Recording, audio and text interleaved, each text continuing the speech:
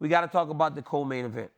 Former title challenger Gilbert Burns will be fighting against a guy in Stephen Wonderboy Thompson, who has challenged for the title 2 times. Now, Wonderboy's on the roll.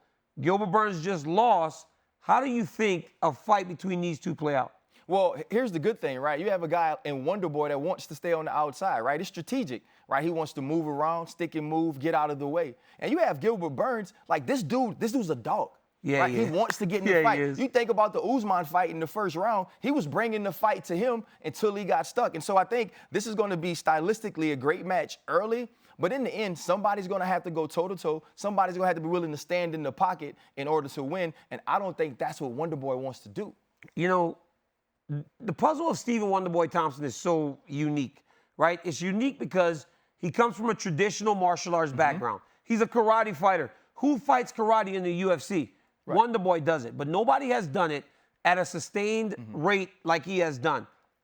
Guys watch Stephen Wonderboy Thompson, and I cannot for the life of me understand why it happens.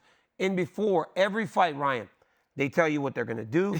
They tell you how they're going to attack him. They tell you how they're so prepared to solve the puzzle. But then the moment the fight starts, they get tagged a couple times, they start standing on the outside, and they start taking pictures. I always talk about taking pictures. The other thing is this too, though, DC. You know how it is. Like, I would walk into a game and I would have a plan. Right now, say if I see this dude, if we're in this position, here is what I'm going to do. But then when you get up on it, when you see the speed, when you see the size, when you see the athleticism, now it's either you adjust or you say, you know what, I'm going to do me and make him come to me. So it's about making that decision when you fight Wonderboy, because if you get into his fight, you can't out Wonderboy. You see, that's the thing. That's crazy, right? Because has there ever been a time where you're out there, right, and you're guarding somebody, and you feel like you're just beat?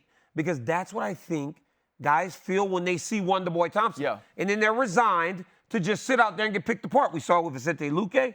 We saw it with Jeff Neal. 2 really good young fighters who had no idea. But in Gilbert Burns, this is a guy that says going up from 155 has shown that he can compete with the elite of the elite in the welterweight division. Now, these guys are in 2 different places. That's right? And that's a huge point, though, too. Think about Wonderboy. You're 38. You've had 2 shots, right? You've been in this position before. You know that the clock is ticking, right? Father Time comes for us all. He's undefeated. Right? Like at some point, at some point when they turn the sand over, it runs out. Kamaru Usman's got a loss.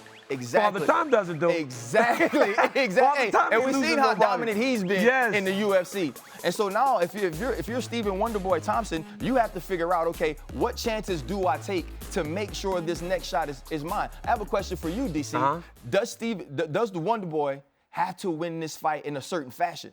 You see, right? Because Colby Covington, we've heard Dana White talk about him maybe getting another title shot against Kamaru Usman, right? Gilbert Burns just got his shot.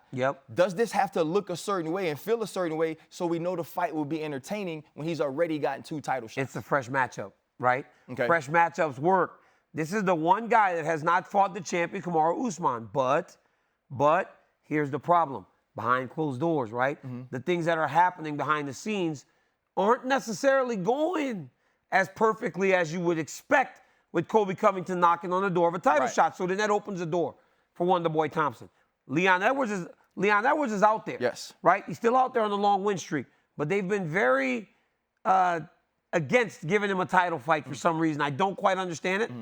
With Covington being difficult, Wonderboy wins in impressive fashion, he will find himself fighting for a title for a 3rd time, which is something you never do. Tyron Woodley losing the belt was a blessing for him because it gives him another opportunity to work his way towards the title.